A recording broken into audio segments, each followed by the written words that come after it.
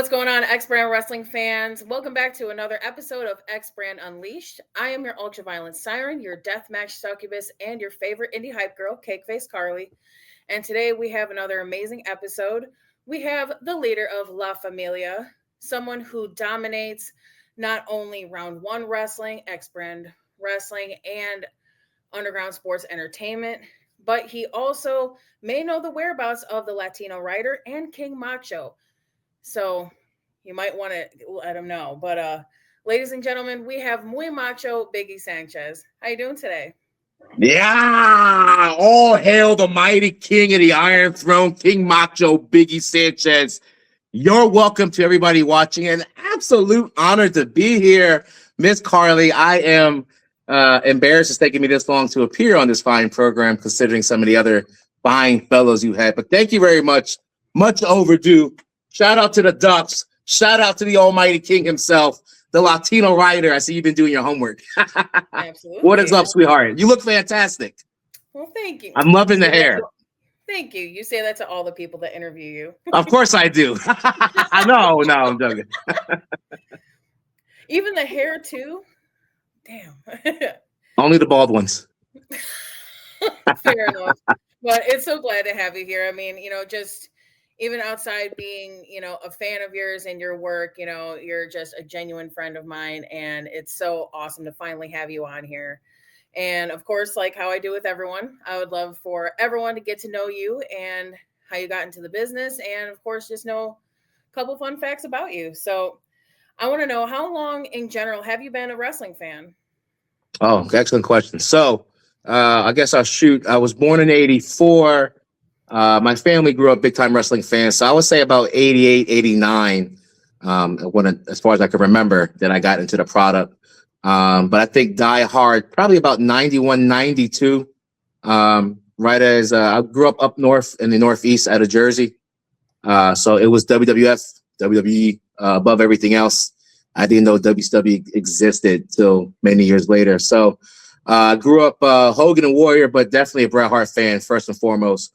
Warrior, Hogan, Savage, above everything else, definitely got me into the business, or at least into professional wrestling. But yeah, probably about 91, 92 will be the birth of my fandom. Okay. And you mentioned like a bunch of, different moments. What was like the first moment that was like, oh my God, I really love this and I'm going to watch this on a continuous basis? So the memory I remember the most, I tell people that struck me where I realized I had an emotional connection. I think it was around WrestleMania 8, and Vince McMahon was doing an interview with Hulk Hogan. Hogan was getting ready to fight Sid Vicious at the time, and they were hyping it up like this was going to be the end of Hulk Hogan. He was going to retire.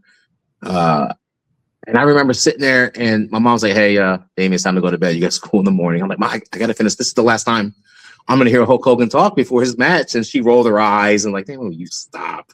And I remember going to bed almost in tears, so afraid that Hogan was going to get killed by Sid Vicious. So yeah, probably around that point, I'm like, I'm hooked. And I would say probably half year, maybe a year later, I got into Bret Hart, and Bret Hart had beat Ric Flair for the world title. And it wasn't like on a pay-per-view or televised. It was like on a Coliseum video. And I remember tuning into, I think it was Wrestling Challenge on a Sunday morning. I was like 7, 8 years old, and I saw him come out with the championship. And I was like, "Oh shit!" He I don't know if we can cuss. Holy crap! That's so exciting. If he can do it, anybody can do it. So it was at the point it gave me hope that maybe my little chunky butt can make it big one day. So you mentioned Bret Hart. Who are some of your other favorites, growing up? So yeah, definitely. I was into the Hart Foundation. Randy Savage, the pomp and circumstance, no pun intended. I remember. So by the time I really got into Savage, it was 91, 92. He was already rocking he was coming off the Macho King gimmick, and he was having the jackets with the fringe. And I remember my grandmother had a motorcycle jacket like that, and I would try it on and walk around the house. She would get so pissed off, put my jacket away. I was like, I'm trying to be the Macho Man. Macho Man, definitely. Ultimate Warrior, I always thought was, truly amazing with his energy and had the badass song.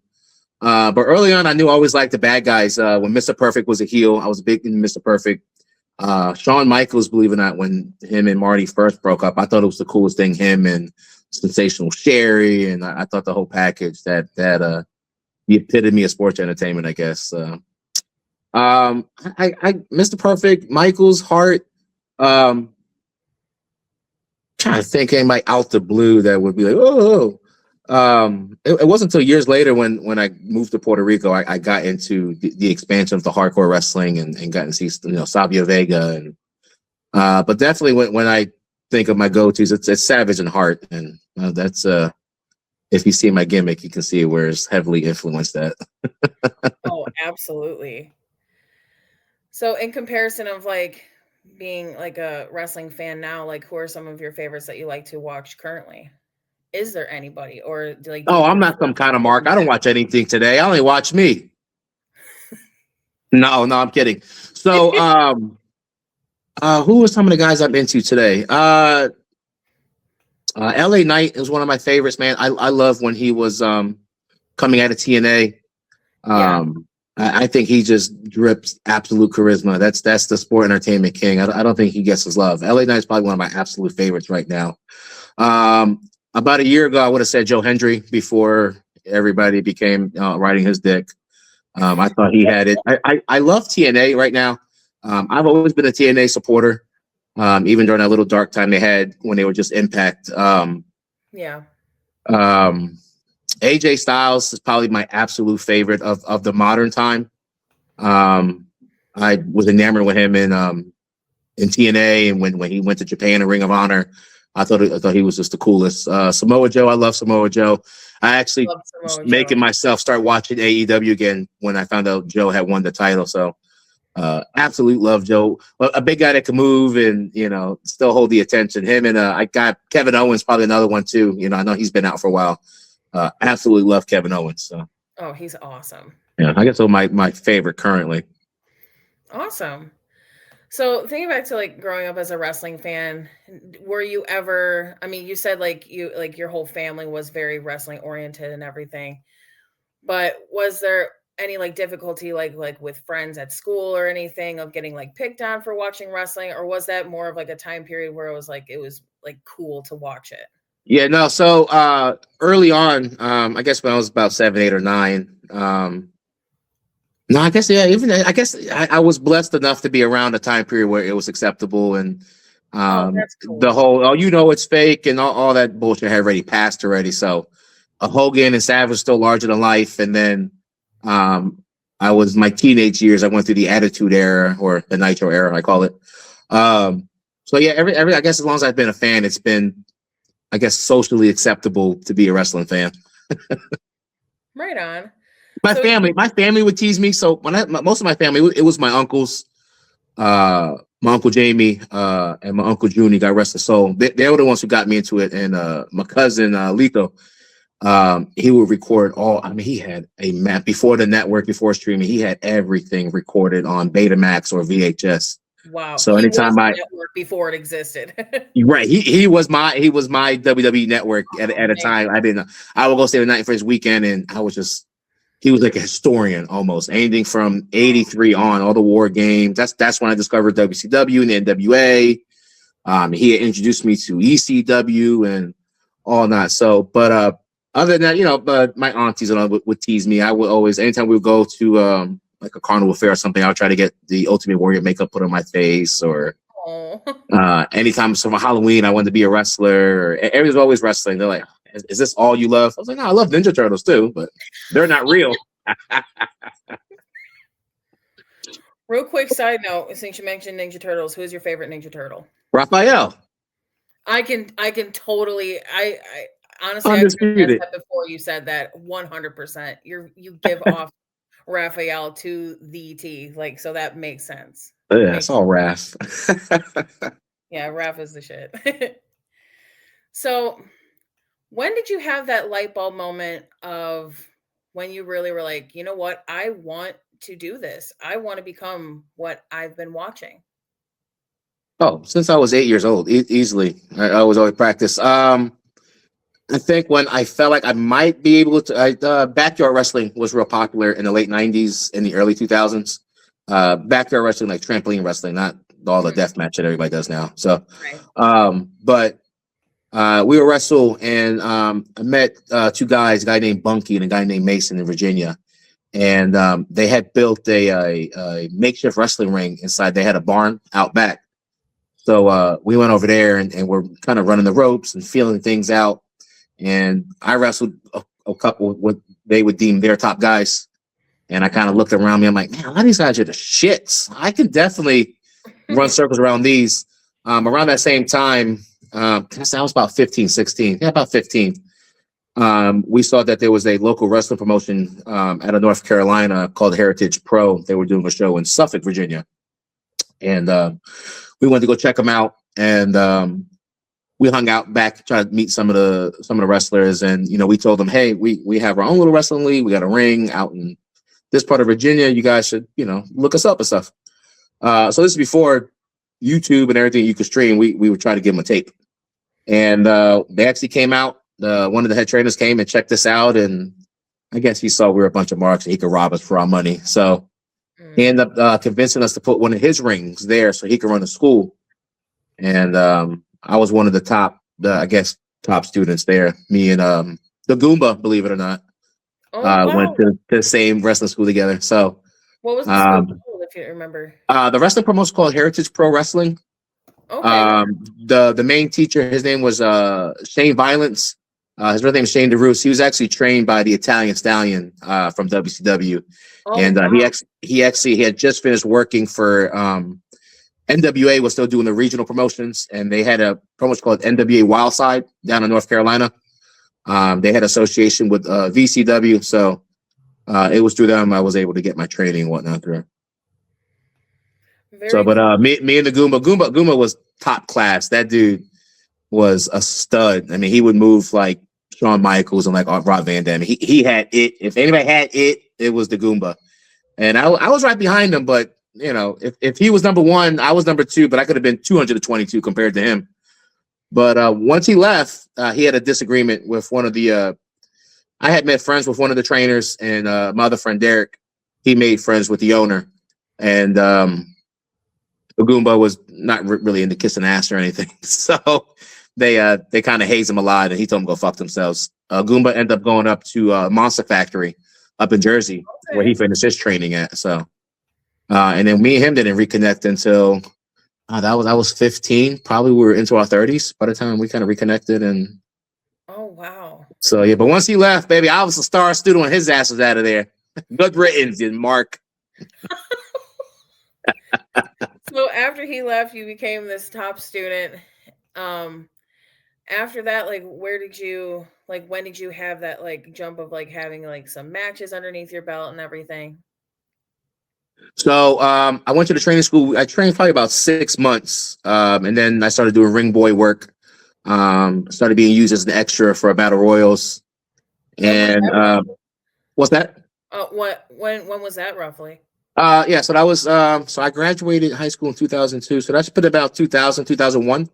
Okay. Wow, awesome. Yeah, my junior senior years, I was training and getting my first couple matches.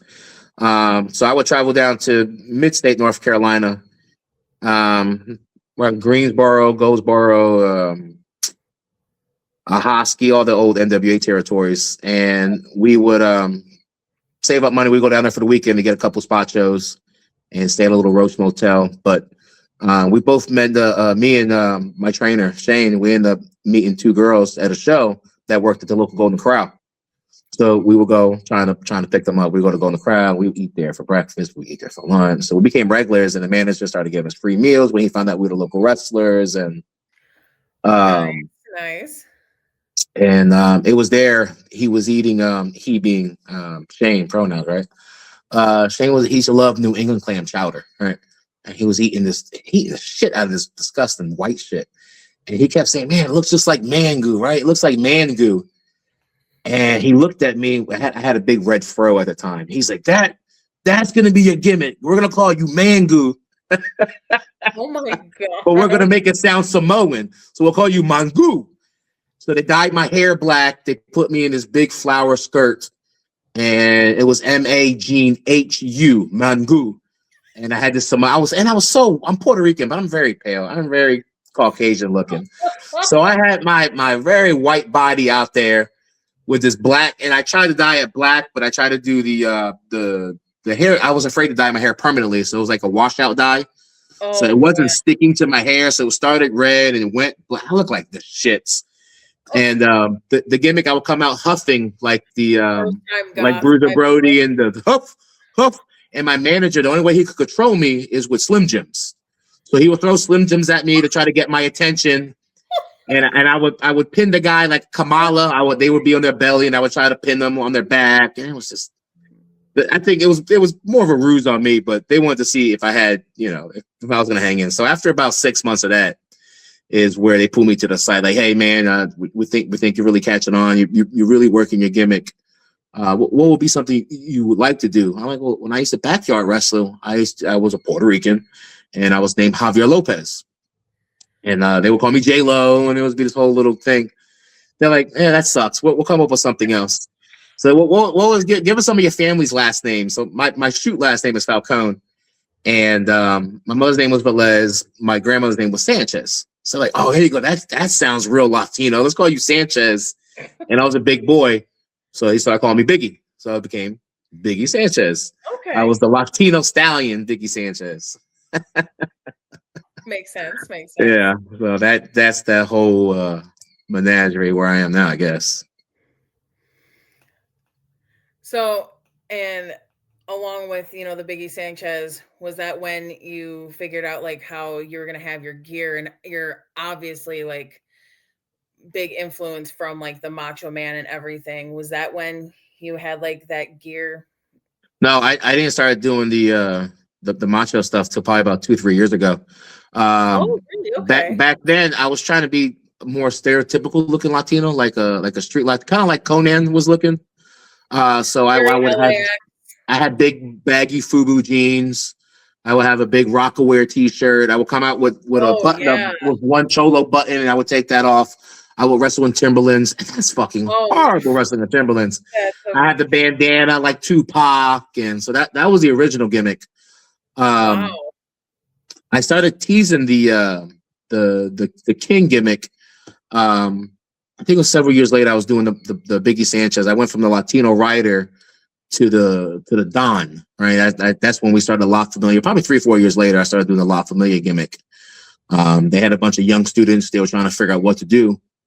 So I said, just throw them in lucha masks. Let them be my goons. And that's what we kind of any new student, big, small, they would just throw them in a lucha mask, and they were automatically part of La Familia. But the crown, I had won. The death match was becoming popular in the United States. Mick Foley and Terry Funk obviously made it famous in the late 90s. And my trainer was just obsessed with the death match wrestling, and ECW was really popular. Not GCW. What's the CCW? Combat Zone. They were really beginning to make a mark for themselves. So North Carolina didn't have anything like that. So they thought it was a good idea if we start incorporating the deathmatch wrestling. So I found myself wrestling for a place called Halo Pro Wrestling. They were a subsidiary of NWA. Halo was an acronym. I think it was like Hardcore Assault Lethal Organization was the name of the company. And I did my first death match. And that's the first time I had used light tubes. And so I fell in love with it, like we all do at first. And my mother was at the show, and my mother almost had my mother's super young. My mother had me at 15, so she's crazy young. And I think I was 19 at the time. I'm bleeding all over the place. And my mom was cleaning me up in the locker room, shaking. She's like, Damien, I will never come to another show. I cannot watch you go through this ever again. I was like, okay, mom, no problem. Yeah. So 2 months later, I went to a deathmatch tournament. And I had 4 death matches, one after another. Right, I ended up winning, and I ended up winning. They ended up calling me the king of the death match. So I started carrying the crown, but coming out of the tournament, I jacked myself up pretty bad. I had screwed up my lower back. I had cut myself. I had glass buried in me for months. They were still digging glass out of me. So I took some time off. I end up meeting my ex-wife, my baby mama at the time, and did the family thing. I tried to get on the road a few more times, and I just wasn't recovering. I ended up getting hooked Sure. on Percocets for a while there, and I'm like, I need to give it this road warrior thing ain't for me. So that was 21, 22 years old. I ended up getting out of it and becoming a civilian. So it was the shits. Yeah. So, and I think I personally remember what kind of brought you back into wrestling, but what was that deciding factor of you wanting to get back into it? Because I mean, clearly you've had quite a run since you've come back. You've held titles and you've really gotten your name out there. So, what was that Thank you. deciding factor to come back? So right before I had retired, I was dating my ex-wife and my son Isaiah. He was, I mean, he's maybe 2, 3 years old at the time, and he got to see me, but he didn't remember much. And years later, he ended up finding my old 8mm tapes of my wrestling. And I guess the deathmatch tournament clips of the deathmatch tournament end up surfacing on YouTube.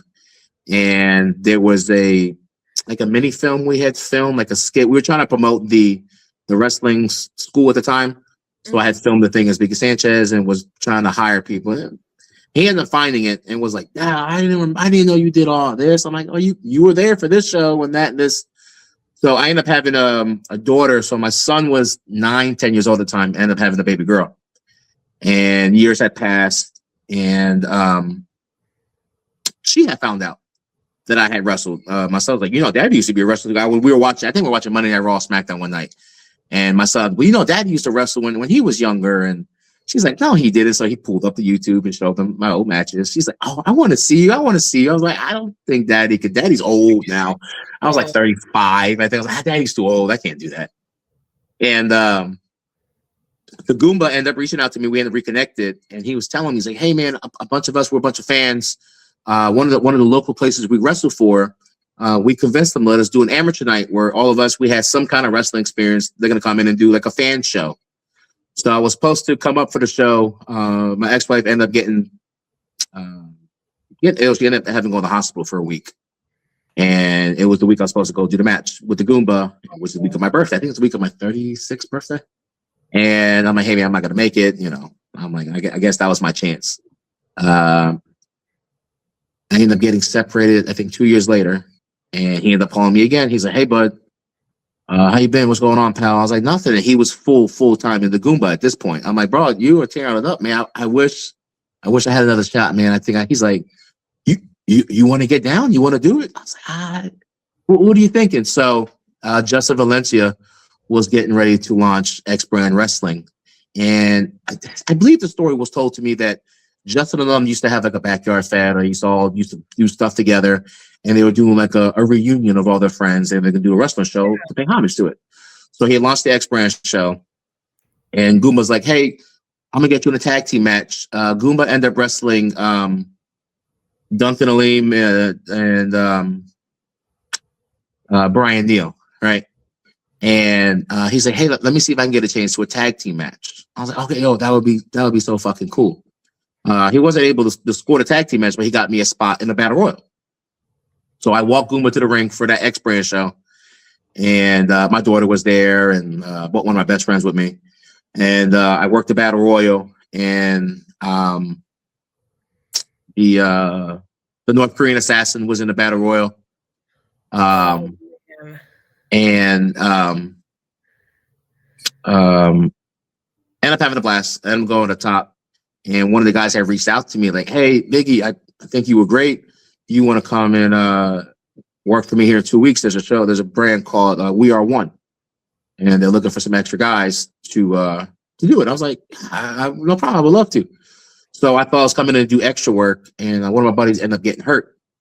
And he asked me, hey, man, do you think you could step in for a singles match? I was like, yeah, of course. I was like, God, this is great. This is my shot.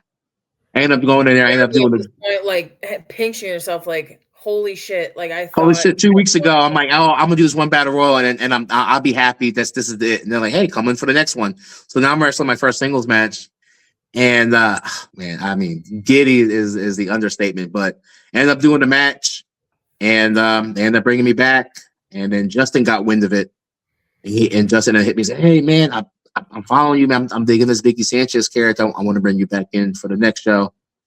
And before I knew it, me and Goomba were in the middle of this big feud.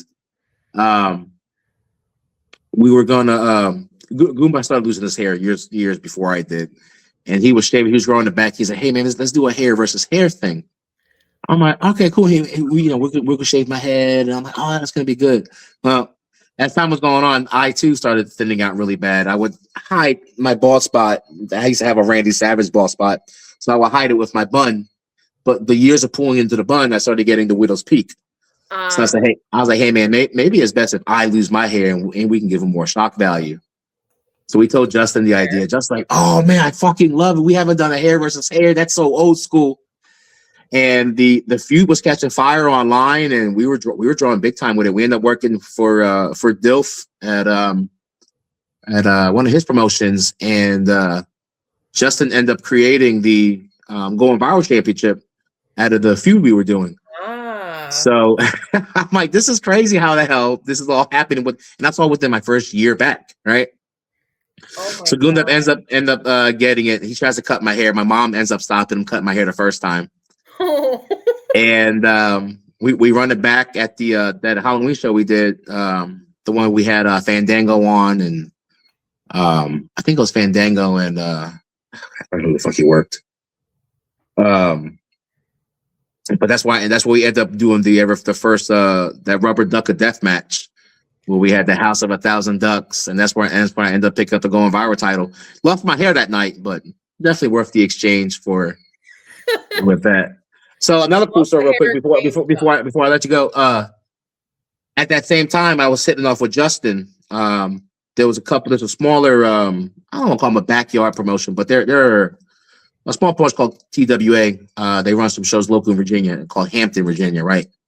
And one of the guys named Rich Boy, I guess my page came across his page, and he had reached out. He said, "Hey, Biggie, I think your promos are hilarious, man. I really dig your look. I wrestled for a place called Round One Wrestling here in Williamsburg, Virginia. Would you be interested in coming in and talking to the owner?" I was like, bro, I've been dying to wrestle. I live in Virginia. I'm tired of driving to fucking Jersey and Carolina. I would love to wrestle locally. So that I think that was 23, right? 2023. Yeah, I won the Going Viral title. Yeah, so that's when I got in R1 wrestling. So I broke back in the business. So Izzy got me convinced. Justin did that show October 2022. By August 2023, I was in Round One Wrestling. I ended up winning their world title in my third match, I think. Wow. I didn't realize I was putting asses in seats. I didn't know I was promoting my ass off locally. Everybody's like, man, if you come local, I'll come see you. So I had friends, families, co-workers, people from, I was packing out the place. But I ended up winning their world title 2 days before I ended up going to Justin's and winning the Going Viral title. So like within a year, I'm like, man, if I can get one single, you have little goals, right? Like, all right, if I can get back in the business, a battle royal, that's good enough for me. I was like, maybe I can get my first singles match. And like 2 weeks, I had my first singles match. I'm like, oh my God, now I got to win a match, right? So then I ended up, because I was on a shitty losing streak at first. Nobody knew who the fuck I was. And ended up catching fire. The Muy Macho, right? So right before Round One Wrestling hit me up, I was wrestling RCW in Pennsylvania, Regional Championship Wrestling. Mm-hmm. They end up bringing the Goomba in, right? Goomba, tell a friend, tell a wrestler, tell your friends. Goomba said, hey, buddy, you want to come to Pennsylvania? Yes, of course I do. Oh, wherever, man, let's go. So we ended up going to RCW. He had a falling out with the promoter. I ended up becoming good friends with the promoter. And but right before Goomba fell out with him, we were doing a summer show. I think it was Summer Clash. It was at the baseball stadium where the Fighting Phils, they're a major league or minor league team for the Philadelphia Phillies, the baseball team. Right. And we had we were wrestling at the baseball stadium, not on the field, but in the concourse area where they have the food and whatnot. It's real pretty stadium. I was thinking of changing up the character, right? So I was doing the Don Biggie Sanchez at the time, and Tony D'Angelo had started becoming big on NXT, and he started calling himself the Don of NXT. I'm like, man, fuck, man. I have been building this Don for years, and now I'm gonna look like I'm fucking marking out and stealing Tony D'Angelo. Then he did his own little mafia gimmick, and I was doing La Familia. So I'm like, I'm gonna have to shake some shit up and make me look original. So you ever seen Despicable Me? Yes. Okay, so Despicable Me 2, Gru's telling the story about El Macho. He's trying to find El Macho, and so I'm like, I'm gonna call myself El Macho, Biggie Sanchez, right? And I was gonna do the Muy Macho. So as I'm explaining this in the stadium that day, Goomba's like, oh, that's funny. So the ring announcer comes to me like, hey, I need to get your stats, where you're from. You still the Don? I'm like, no, I'm gonna be El Macho. He's like, well, what does that mean? I'm like, like Muy Macho. So he wrote down Muy Macho instead of writing down El Macho. So when they introduced me, like in the ring now, it's Muy Macho, Biggie Sanchez. So after the match, Goomba's like, when the fuck did you change to Muy Macho? I was like, I did it, but I love it, bro. It just sounds so much cooler. And here I stand, Muy Macho, King Macho. Yeah, all right. I love it. Funny how shit works out in the wrestling business. I love that. And one thing I wanted to cover too was, I mean, back to back, you won like, what was it, like 3-4 titles that you were holding at one time? Yeah. So after I won the Going Viral and the R1W World title, Justin started teasing the idea of expanding the X brand, because he had ring shows and he was doing no ring shows, and he was trying to kind of brand one as the other. I think now it's called X Brand Underground, where they do the basement and whatnot. So he was still trying to kind of build his own brand with it. I work with the Navy down in Virginia, and I work on the base. And there's God, I'm snitching. I hope I don't get arrested. So there's a ton of abandoned buildings on the base that they don't use that we have access to, which I'm in one right now. So I said, hey, bro, I found this beautiful fucking building. And it used to be a captain's quarters where they used to do ballroom dances and meetings and all kinds of stuff. I'm like, I think it'd be a great spot for one of your no-ring shows. He's like, all right, bro, let's do it. How are we going to get on the base? I'm going to sneak you on, of course. What do you mean? At that same day, they were doing, the USO was doing a concert for the troops. And this year they brought in Jelly Roll and Gwen Stefani. I'm trying to remember who they brought in that year. I can't remember who it was. But so security and everything was tied up on one side of the base. So as long as you had like a driver's license, I had one of the company vans, and I was just toting crew after crew of the wrestlers, of the fans, trying to get everybody inside.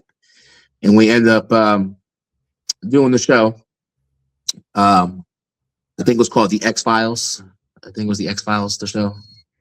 And like always, cars subject to change. A couple of the workers end up canceling or couldn't make the trip from New Jersey down to Virginia. So, Justin scrambled like, man, fuck, bro. I'm short guys. I need to come up with a concept. I was like, well, when in doubt, do a tournament. Some of us can work 2 and 3 times, and we can still tell the same story through a tournament as opposed to, oh, that's a great idea. He says, what are we going to win? We got to win something. So he came up with, originally it was called the X title, but ended up becoming the Borderlands Championship. And I ended up winning that tournament. And that was title number 3. And it was only supposed to be like a trophy title where you won it. And it just looked like when Braun Strowman won the Greatest Royal Rumble, he ended up winning the trophy cup and the title, but he never defended it. Okay. Well, I'm a big fan of Bret Hart, right? I love Owen Hart. And Owen Hart, they used to be awards called the Slammy Awards. And Owen used to walk around with his Slammies like they were championships. And I remember Ted DiBiase had made the $1 Million Championship.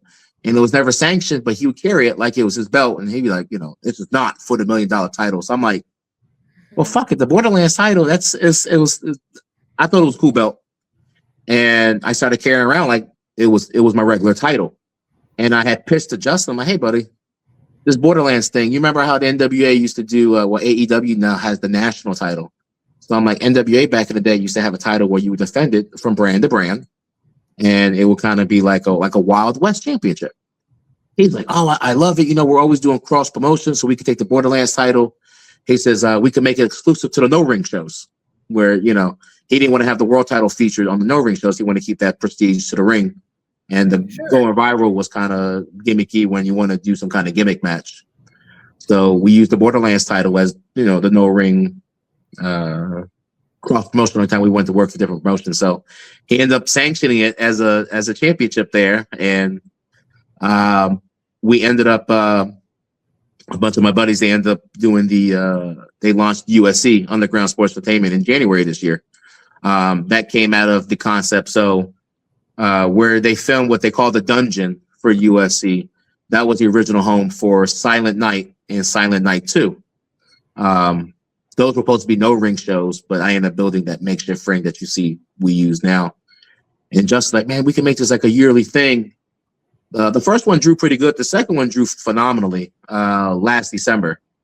And people were coming to me, bro, that was when's the next one? When's the next one? And just like, man, every December, they're like, December, man, fuck that. We need something closer than that. So we end up convincing everybody. We end up launching USC. And the very next month, we had our first show. And it was supposed to just be a one-off show. And it, for a garage, what drawing a garage would be big, I guess, 40, 50, 60 people.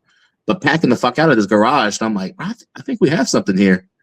And during that time, I ended up picking up one of their titles. I was carrying four championships there for a while. And I used to hear, I remember Shawn Michaels when he won the tag team titles with Triple H, when they had the two titles, the undisputed tag team titles. I remember reading a story, he was bitching and they say, bro, I can't wait to lose these titles because they're so fucking heavy to carry in your luggage, and you go to airports, they want to bust your balls. So sure enough, I was traveling. I had traveled to Mexico. I was traveling to Spain. I'm doing all these tours, and I'm having all the titles in my bag. Right. So I'm having to pay for a whole extra bag to check the championship bag, and then I'll go through the metal detectors, and they're like, "What do you got in your bag? Can we see?" I'm like, "Oh, no, they're just fake belts. You don't want to see." They open them up. I never see. What is this? You're a wrestler, and they're walking around taking pictures with the fucking titles. I'm like, guys, I gotta catch a flight. I know this is cool. No disrespect. I love being champion. I love being. I don't care if people. Oh, you're a mark for the belt. I don't care. To me, it means something. Being a champion means that the promotion trusts you enough to carry whatever it is. It may not be like a Super Bowl title. It's more like the Oscar or like a Grammy, right? I'm the best at my profession or for who I'm working for. So I do take pride in carrying the titles. But boy, it was a pain in the ass to carry them for. I say that until this year when I started losing all of them, right? I lost the USC Food Bar title. And then I lost the R1W World title. That one broke my fucking heart. So I'm like, well, you know what? I still got my X brand title. I'm still the going viral champion. I think I lost the Borderlands title too there for a minute. I ended up picking it back up and losing it again, but I still had my going viral title. And that motherfucking tag team partner of mine, goddamn Goomba. Of course I can't trust him with a gentleman's agreement. I think that loss I was the most proud of because that title was created out of the feud with me and him. And he was the first champion. I was the second champion. And I got to do the honors for my best friend. And it went back to him. Poetic loss. Right. But it was a full circle. So feelings hurt. Yeah, because when I woke up the next day and I didn't have my title, I was like, man, that doesn't feel right. I'm the going viral champion. And I think I still had the Borderlands title. And I had to remember I was doing promos and I kept calling the going viral title. I'm like, man, I think I'm having separation anxiety from my championship. So then when we did the show in Philly this past October, and I ended up wrestling Owen Parker for my Borderlands title, I was like, Goomba, when we run it back, I'm going to kick you right in your dick and taking my title back. 30 minutes later, the fucker loses the title. And I'm like, bro. He's like, oh, you didn't know? Oh, you bitch. I didn't even get a chance to fuck you up, man. Yeah, man, you know what it is, man. We got to tell stories around here. Fuck your stories. Fuck you and your story. We have a story. Right, bitch. So yeah, no, yeah, I definitely, I still carry, I'm very proudly, I still carry the UFC Underground Championship. It's considered Nice. their heavyweight title, their top title. So very much proud to be part of Underground Sports Entertainment. Um, a little secret: when I had broke back into the business, I was working for We Are One and trying to get my name out to X Brand more. I was actually trying to find ways to make myself seem like I was name value or like I was somebody. So I actually created the USC as a like a mock promotion. So I would make up a couple flyers and put me with a bunch of random wrestlers, and I would use the clips of my other matches and I would edit them to make it look like I'm wrestling other places to give the illusion that I'm just touring Ah, everywhere. right. And I think that's how round one and RCW end up finding me. And so when we did that Silent Night 2, they're like, hey, we need an idea. What we're going to call this little garage thing? I'm like, let's call it USC. Let's give it some life. And so very, very proud of that they, a concept that I had came up with, and Bill McKnight, he's the owner right now. He's the financial operator of it. And FD3, I think they just bought him on as general manager. He runs CBW down in North Carolina. Okay. And I know they brought in Justin Valencia to be one of their board members to kind of help them learn the ropes of running a new promotion and kind of establishing ourselves and letting Yeah. us borrow talent. So Justin's been very gracious to let us borrow a boatload of talent. Shout out to Kevin Chaos. Shout out to Jesse Daniels. You know, those guys, they're big time names. Louis Ramos Jr. For coming on down and helping put UFC on the board right now. We got Mickey Knuckles coming in. I know we're going to talk about Silent Night 3, but when Justin's like, hey, we're sending Mickey, I'm like, get the fuck out of here. That's a big deal. I think the boys are more excited than some of the people coming in right now. So, so speaking of, you just mentioned it lightly. Talk about Silent Night, Deadly Night 3. yeah, so Silent Night 3, this will be a co-production with X Brand and USC. Super excited for this one. This is the last night in the dungeon. It's this Saturday night. The pre-sale tickets have been really, really big. I don't know how we're gonna pull this one off. We might actually have to move the ring outside for this one, but Really? yeah, this is gonna be a super party. Really excited for this. Me and Owen Parker get to run it back one more time. Our little feud. Getting that belt back. What was that? Getting that belt back. Well, belts hold the pants. I'm gonna win the championship, man. Come on now, we know that. Vince McMahon taught me that. Damn it! Come on now. No, but yeah, me and Owen, it got personal quick. That little fucker. He's got a little nasty attitude, and got a mouth on him. I noticed Excuse me. he had So a little bit of a mouth on him with he that. got a little mouth on him, a little fuck, and so I have something in store for him. He wanted to do a barbed wire rope match. He wanted to see how hardcore Biggie could still. If Biggie still had a little death match in him. And real fast, Evan Owen Parker, he used to be the referee for us way back when. You little fucking shit. When I get my hands on you Saturday, I goddamn promise you, whatever God you pray to, you better make peace with them. Because not only are you going to swim with the ducks, you're going to fucking drown with them. Anyway, so super excited for Silent Night 3. Mickey Knuckles coming in town. I am so excited to meet her finally. She is blown up. She's doing her thing. She's working Vivian Juro. Vivian is on fire right now. She's making a name for herself. She wrestled the recently retired Jesse Daniels. Gave him a loss, one of his last losses going out of the business. Yeah. So she was in Philly. She can take an ass kicking and still deliver it, man. We have a lot of female fans down here, believe it or not. Absolutely fell in love with her. That's why they keep asking me, is that girl Vivian going to be at the show? Is that girl Viv? Yes. So she's fighting Mickey Knuckles. So super excited for that match. So cool. That's great. Like I'm so happy with the success that USC has had so far, and the names that have been a part of it, and just the ideas that you guys have of really just skyrocketing with the promotion, and I can't wait to see what you guys have. You know, And I don't think you're giving yourself enough credit because thanks to you, when we first got in contact and you were plugging some of the USC stuff out of the blue, the view rates that we end up getting on the IG started shooting up, and I believe you did 1 or 2 specials for USC where you covered the cards and whatnot. And I don't know if anybody gives you your flowers, but you definitely put a lot of eyes on us in areas I didn't know people were watching us. So we big shout out to you, and I really appreciate your love and dedication and your support that you're giving for us. So thank you very much for that. absolutely, you know, anytime, and you know, just for me specifically, anything that has your name on it, you know, I'm gonna push. So You know, you say that, but I remember seeing a little picture with my championship that you have running around the internet that just doesn't happen to have me in it. It's the craziest, like a fever dream. that is not my fault that I had my picture with, or you know, with the belt, and you weren't the champion at that time. That's not my fault. I'm It very sure. much could have been you handing me that title during that show in Texas and everything, but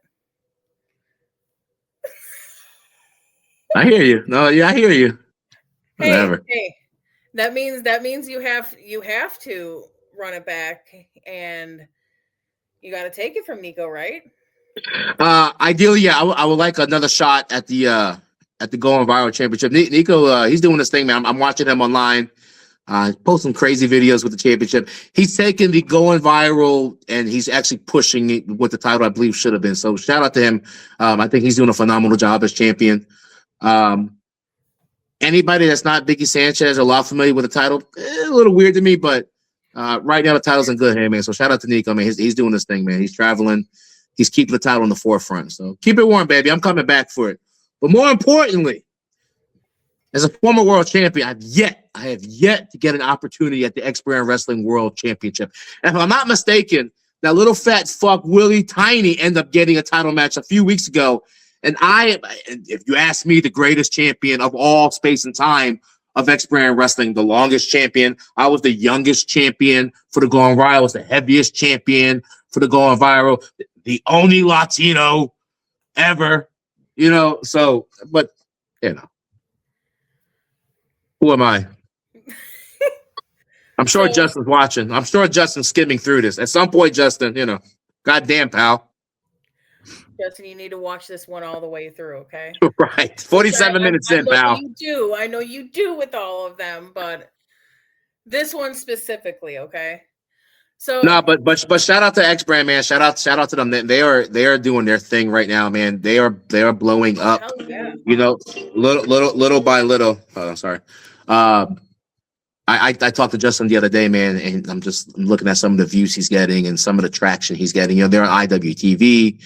I mean, yes. They got the daughter of the Dynamite Kid, hosting shows for them. How the fuck you pull that off? Which is so phenomenal. So shout out to X Brand, man. They are blowing up. I am so excited to have been a part of the history. I'm excited to be part of them currently. They have that big cave show coming up in January on the 17th, I believe. I'm so excited to be a part of that. And the damn cave in the bowels of the earth, the almighty king of the Iron Throne will be there. I can't wait. That's so exciting. One thing I wanted to ask too is, because the match you have with the in the cave and everything is Cave of 1,000 Ducks. That only makes sense, right? Oh, the Cave of 1,000 Ducks quacking all over the place. How did the duck thing come to be? Because I love that, like, you know, because you know the phrase that everyone knows, like swim with the fishes, whatever. Right. But when I heard you say that for the first time, I was like, this is so catchy and so funny. Like, and it's like, it's perfect because it's like, even when you're serious as hell, like, it's just, it's so funny. Oh my God, it's a Beetlejuice one. Say his name 3 times. So it was by complete accident, as everything is. So I travel quite frequently, and I was becoming a Carnival Cruise traveler. I'm probably 3 or 4 times a year I was hitting a cruise. And I guess before the Jeeps took over with the ducks, on the cruise, they call them cruise ducks. And they hide the rubber ducks in different places. And usually there's a card or some kind of QR code attached to it. And you can follow these ducks. You can scan them and put them back to see if somebody else finds them, or you can take them home or do whatever the case is. At the time, I was still kind of leaning into the mafia style of Biggie Sanchez. And I like to pay homage to a lot of things that I enjoy from wrestling, a lot of the wrestlers I grew up enjoying, and a lot of the. So on top of the you see my ring jacket is very Randy Savage inspired. The nickname with I use Randy Savage's crown. But Bret Hart, I try to incorporate as much as I can. I'll hide pink or whatnot. I come out with the glasses and I give my glasses out usually before I started doing the ducks. And I had a pair of pink heart-shaped glasses that I was wearing for promos. And one of the cruises, I ended up finding a rubber duck that just so happened to have the exact miniature pair of heart pink glasses on his face. And I'm like, oh, what are the chances? I end up taking them, and I'm filming a promo. I believe it's with the Goomba, and challenging the Goomba. And I had the duck there, and I just kind of had him doing something. And I don't know where I came with the line, you go swimming with I also say swimming with the fishes, but I just had the duck there sitting the whole time. I'm like, I'm done with you. You're going to swim. And I looked at him with the ducks. And it wasn't my clothesline. It was just in the middle of a promo. And somebody hit me up like, man, where the hell did you find the mini duck with the glasses? That was so funny. You got to keep them in there. So I did another 2 or 3. And I mean, I had people hitting me up, man, that's so funny. That's so funny. So I started carrying it to the ring, the duck with me. And I was still a heel. I remember a kid was like, I want your duck. I ended up throwing the duck. And they popped big for the ducks. So I went to a show in Pennsylvania for RCW, and there was a couple in the crowd, and they had a duck probably this size. It was a plain duck, and they had it waving already. I was like, there's no fucking way I have people already out here with their own ducks. That's so sad. So at that point, I knew I had caught on to something. So it's the weirdest thing, is it not?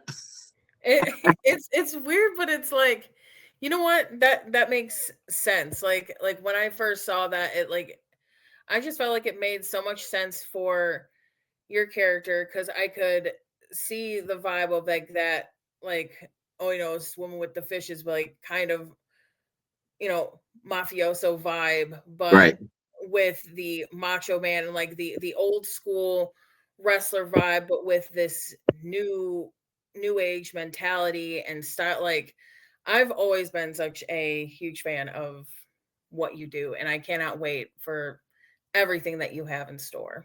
Thank you. I enjoy being a heel so much, but to see the kids smile, to see the kids get into it, it's hard to live into that. So that the rubber ducks, and that gives me the opportunity to still bond with the kids.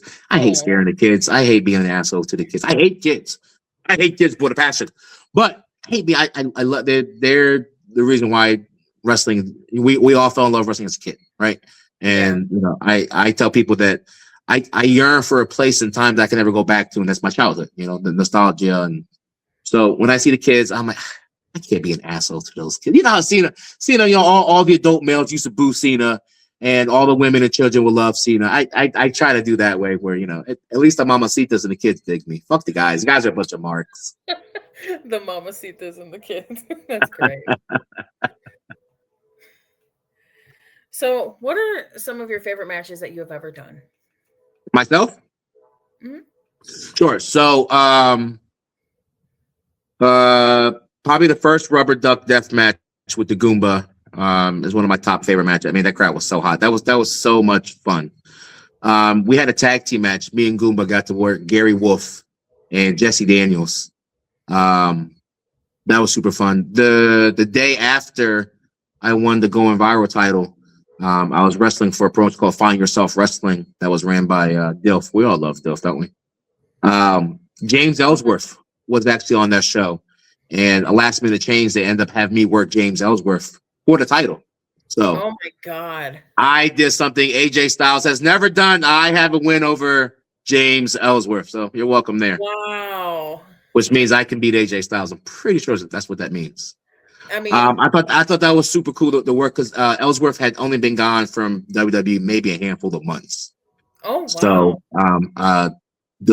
I think we had maybe a 6-7 minute match, but just the locker room kind of working through the spots and having him kind of explain the psychology that we did was a wealth of knowledge of its own.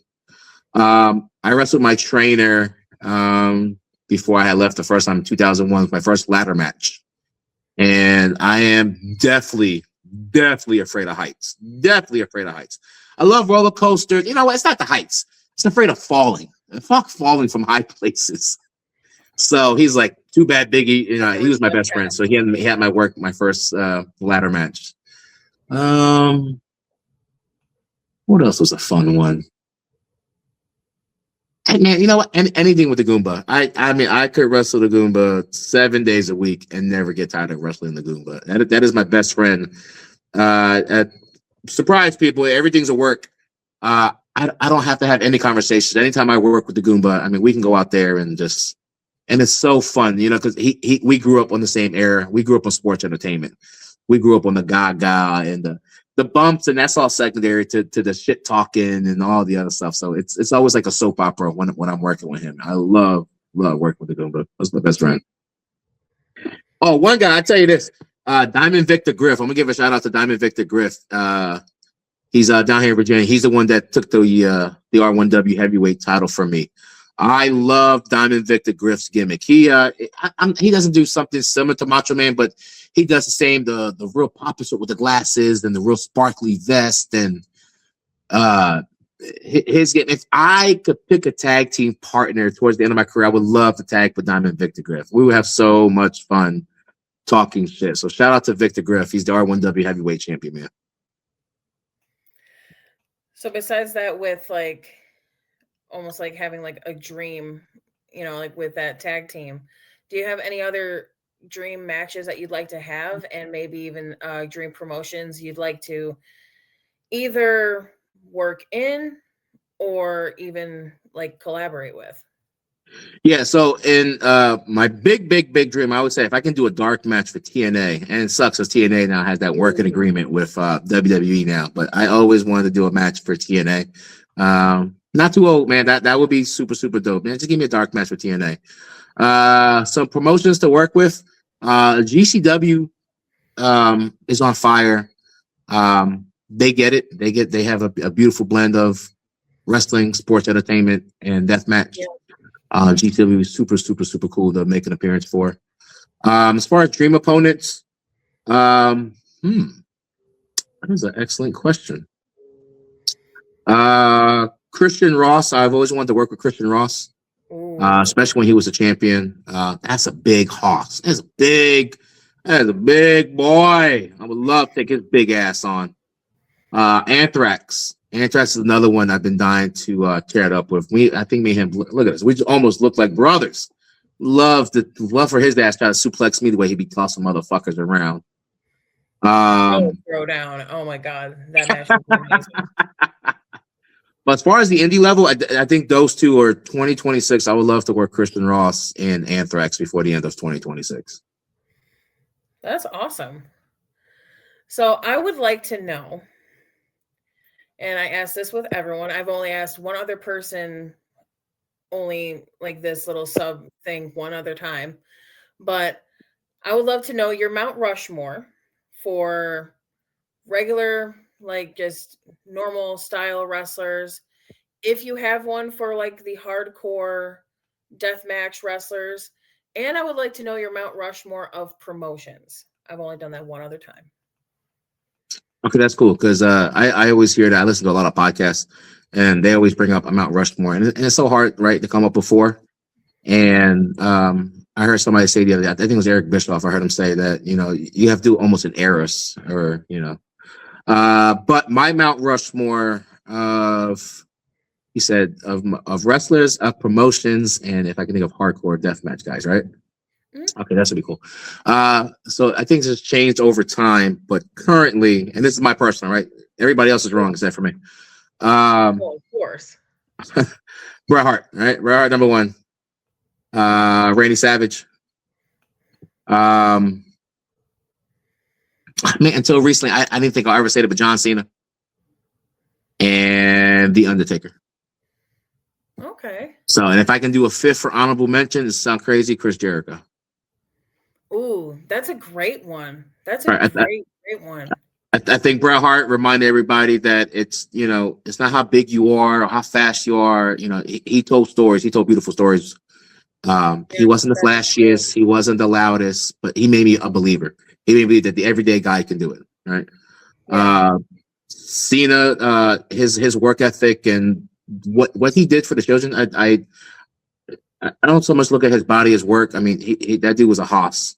But what he did for the Make-A-Wish, I don't know who can burden that, knowing that the majority of these kids, when I meet them, they don't have much more time after this, and I always have to be that superhero and smile and let them know it's okay. That's a burden I wouldn't put on anybody, but I have nothing but respect for what he's done for the community like that. The Undertaker, because that dude's been like the godfather of everything, right. the most loyal. People always say that he anybody else was given that undead zombie gimmick, it would have been dead in a year. The fact that he took what, anybody would have should have been on 6 months and made a 30-40 year career out of it was unbelievable. And the fact that he's able to give back today, I love we could see the Mark Calloway today and him finally get, because for me forever I was like, I'm never gonna know anything about this guy. So to learn those cool stories and to see his longevity and how he did it, I got nothing but respect. For him. The promotions, huh? Oh God, the promotions. That's WWF, right? Duh. If anybody says anything else that why we're fans other than W, goddamn liars. That is the Disney of it all, right? So my top four. So I love ECW to the day I die. I think TNA are the underdogs that don't get their love. They've been around almost 25 years. And they're still, I mean, how many times do people say, this is it for TNA? This is it for TNA. They're going under. Talking about survivors, talking about to adjusting to, they were, after they realized that they couldn't be number two or they weren't WWE light, they made their own niche. So, kudos to them from being the brick and mortar, still doing what they are today. And the USC, of course, where else would I give a shout out to? One of the greatest up and rise promotions of all of space and time. That's a great answer. Hardcore deathmatch. So, God, I hope I break anybody's hearts. I hate deathmatch wrestling so much. Oh, God. You guys beat each other senseless. God, I know you love it. God, what's that mark that you love so much? Eddie, I was going to make when you mentioned your top your Mount Rushmore, I was going to say I'm surprised that you didn't mention the Mad King, Eddie Kingston. And Dean Ambrose. I refuse to call him anything else but Dean Ambrose. Those guys are the shits. Hardcore wrestling. Mick Foley, number one. I don't care what anybody says. Mick Foley, number one. Terry Funk, number two. If it wasn't for them two, as far as America's concerned, I don't think it would be what it is today. Sure. It sounds weird because he didn't bleed, but he gave us the home for it. Paul Heyman, I believe, deserved his flowers for that. And to the boys at CCW from the late 90s, early 2000s, I believe CCW made it cool and acceptable in the Northeast. So shout out to them. Man, what is that kid's name that came out of there? Oh, he ended up getting married to oh my gosh, he's in TNA now. He's with she was Persia Parada in NXT. What is her name? She was with Zack Ryder for a while when he was a deathmatch king. Mance. Yeah. Shout out to that guy. I used to think that guy was garbage. I love him. He's finally found sports entertainment. That kid has a bright future with him. I dig him now. Shout out to that guy. Oh yeah, that very great answers. Very, very great answers for your Mount Rushmores. Still shocked I didn't hear Eddie Kingston in them, but I understand. God, you know what pisses me off? He was on Collision or Dynamite the other week. It was the Winter is Coming special, right? So I'm like, Samoa Joe. I'm like, oh, cool. So I had it on mute. I was listening to something. I was cooking. So I didn't see the picture at first. I saw the graphic. I'm like, Hey, who's that guy Samoa Joe's fighting? Who's that? I didn't see it at first, so I'm waiting the whole night and just fast forwarding, and I watched that, and then it's Eddie Kingston. I'm like, you stop, delete. Oh my god. I don't want them to get any kind of rating from me for that bastard. Oh my You know what's god. crazy? That's And then, you know what? And I awful. should love him because I used to hate Savio Vega too growing up. I thought Savio Vega was a shit till I got older and I understood what he did and who he was. And I got nothing but love and respect for Savio Vega. Eddie Kingston as a Latino from the same area I'm from. I mean, he almost has the same story, and he's like a Latino Kevin Owens almost, right? Like I should nothing but love the guy. He was in TNA one time. He was in what group was he in? Was it TNA or was it Ring of Honor? Wasn't he in the Kingdom or something at one time with Matt Taven? Who the hell is that Kingston? That guy is the shits forever. He must be hung like a Pringles can or something. What is so special about that guy? Oh you're making me hot. I'm hot now. I'm about to do a Jim Cornette rant now. God damn. Oh my god. Honestly, anytime, and this is just to break the fourth wall with all of you guys too. Anytime I have mentioned Eddie Kingston or John Moxley or Dean Ambrose, I hear it. I hear it. Like I can feel the heat from my phone. I mean, like Vicky Guerrero heat. God. It's too much. Eddie Kingston, I wish I could make you swim with the ducks. He's kidding. He's kidding. No, if I get to work with him, that'd be great. Hey, Eddie, hit me up, man. I'm just kidding, bro. You want to work? The King Macho versus, what do you call him? The Mad King? Is that his name? Whatever you are. We could do something, kids. I'll make you famous. Ooh. Oh, terrible.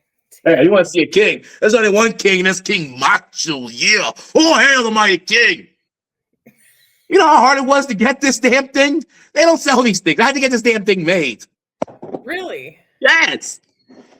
That does look amazing, though. So I want to know some things outside of wrestling about you. What are some of your hobbies that you like? My hobbies. Raise my family. Oh, no. What are my hobbies? Do I have hobbies? I don't have time for hobbies. I make content all day. I'm thinking, what's my next promo? What's my next? So I'm actually in the video editing. Oh God, we're breaking the fourth wall here.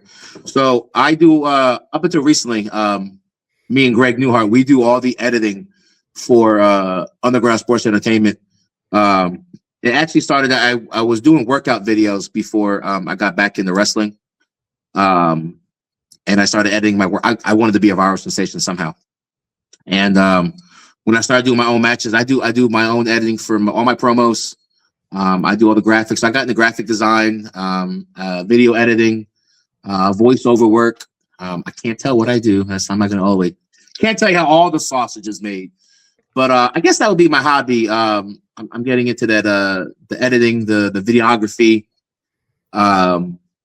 graphic design, promoting. Hobbies, man. It's wrestling. What the hell? Hobbies. I don't got time to hobby. Wash my ass. Is that a hobby? Fair. Love washing my ass. So what are some movies that you enjoy? What are some of your favorites? I know some people it might be hard to pick like a few. So what are some movies that you like to have in your wheelhouse of like, oh yeah, I love watching this? Oh, sure. The original Willy Wonka and the Chocolate Factory. Yes, I love the Birdcage with Robin Williams and Nathan Lane. I love the Bird. Anytime I fly, I have to watch Willy Wonka or I have to watch the Birdcage. It's like a child. It's weird. Dirty Dancing. I love Dirty Dancing. I watched that way too young. I watched too much sex as a kid. You know that? Training Day. I fucking love Training Day. I quote Training Day. Step Brothers. I can't tell you. I wish that I could erase my memory and watch Step Brothers for the first time and enjoy the jokes the first time. Right? The Other Guys. Oh, I love you. Will Ferrell. I used to hate Will Ferrell. I love Will Ferrell. The Other Guys. Okay. What else I love? A Christmas Story. I can't wait to watch 24 hours of A Christmas Story. You shoot your eye out, Ralphie. Of course he will. He's a boy. Is that part of your like Christmas repertoire, like to have that, even if it's like on the background Christmas Day for It that has to, 24 especially hours? when I'm wrapping gifts. As I became a parent, Yes. it became my go to. The only time I give myself a 2 hour break during that time to watch Elf, and then after that's Fair. right back to a Okay. Christmas Story. Yeah. Okay. Okay. With Christmas movies, are those like the main two that you like, Elf and Christmas Story? Do you like any others for Christmas time? Man, you know what's become my favorite? The Jim Carrey version of the Grinch. That guy, if I can get a Yeah. shot at playing the Grinch, when I turn all the way heel, I'm doing nothing but Grinch shit. You know that? I love and when I found out he used to go through like torture training to sit there through the makeup and wear the contacts and him and the little girl Cindy Lou Who from what's her name? Oh, Mom. Taylor Momsen. Yeah, they had a reunion not too long ago, and Yes. she just dropped a new Christmas album with her singing with her kid self. Yes. Oh So my and God. it was I funny because saw she used that. to So disown that for the cool. longest time, and now she's finally embracing it. So I was super excited for that. Oh, that's awesome. Christmas movies, man. How many? Home Alone. Oh God, fucking Yeah. love as a kid it was the second one, but as an adult it's the first one now. Okay. Yeah, I've watched that 3 times already. Yeah, Home Alone. Yeah. So, what are your favorite snacks that you enjoy? If you have a sweet and a savory, what are your favorites? Oh, God, I had to cut back because I was Biggie Sanchez was becoming obese Sanchez there for a while. Chocolate chip cookies and milk. Oh God, anything I could Ooh. dip in milk, any kind of pastry I could dip in milk. Hot cocoa has been my vice for the Ooh. past 3-4 weeks. I'm probably drinking a pool's worth of hot cocoa. And I don't understand it because I'm usually a coffee drinker. To me, coffee is the nectar of the gods by undisputed. But Oh, hot cocoa and hot. My stomach has not been a fan of the hot cocoa. God, I love hot cocoa. But yeah, man, I love cookies. Any kind of cookie or cake. Oh, God, don't get me started. I'm Puerto Rican. There's a dessert called quesitos. They're like a puff pastry with cream cheese and glaze. Flan is another guilty pleasure for I desserts. love some flan. I am a dessert whore. Dessert over anything above anything. And it's so, yeah, any kind of pastry that can dip in milk is so gluttonous to me. Fresh chocolate chip cookies, undisputed. A whole row. And what's fucked up is when I'm baking cookies, I ate half the cookie dough before I even baked the cookies. Ain't that always it? Like when it comes to Christmas time, like chocolate chip cookies are usually like one of my go-tos that I love to make. And it's like you always gotta go and be like, ah, fuck it. If I get salmonella, if I die, I die. If I die, I die. Well, the stomach acid, I'm sure, just fine. Oh my gosh. Well, I want to thank you so much for doing this. This was so much fun. I mean, honestly, this was one of the funnest interviews ever. This was a lot of fun. And yeah, it was so great to finally have you on here and Yeah, I know everything. we kept pushing this back. So thank you for I your time. Like I know. said, a big ups to you, man. You're really helping smaller promotions and especially the deathmatch community really do their thing. Sidebar, I know you went through some hell early this year. So I'm glad everything is working out for you and your family. I'm glad you have your smile back. Shout out to your mom and your beautiful children, your daughter. And yeah, I hope you have a Merry Christmas. We say Merry Christmas. We don't say Happy Holiday. We say Merry Christmas around here. Merry Christmas around here. Well, thank you so much. Like you were honestly, you're just so sweet, you're funny, like and just being able to do the interview, it was awesome. And I hope you have a very Merry Christmas as well. I would love for you to take the time and plug yourself, let everyone know where they can find you, what social medias you have, and what you have coming up next. Cool. Thank you for that. I always want to do this. You know, when I first broke in, it was videotapes and we had dial-up internet. So it was hard getting my stuff out there. You can catch me on everything, not MySpace. I tried to fire up my MySpace. The MySpace is finally gone. Oh I have a business account on Facebook under Biggie Sanchez, Biggie Sanchez. That's across all platforms. I'm on Instagram as Biggie Sanchez. I'm on X as Biggie Sanchez. Twix. I don't know what the hell I call it anymore. TikTok. IG. What else is out there? YouTube. You can catch me on YouTube at Biggie Sanchez. Also, shout out to Underground Sports Entertainment. Check out the USC page on IG and check out the Underground Sports Entertainment page on YouTube. Coming up this Saturday, I'll be in Portsmouth, Virginia for Silent Night 3 from the Dungeon. You know where to find that at. Next week, the 27th, I'll be working for Round 1 Wrestling. Once again, before we get there real fast, the Latino Rider. Shout out to the Latino Rider. He's a sweet, sweet boy. The Latino Rider did his thing, holding things down when Biggie Sanchez was fired from Round 1 Wrestling. So shout out to the Latino Rider. He's healing right now. He's got to get his strength back, but he's a sweet boy. He'll be back before we know it. Yeah, well, but I'll be in. Right. I'll be in action next week, the 27th, Newport News, Virginia, for Round 1 Wrestling.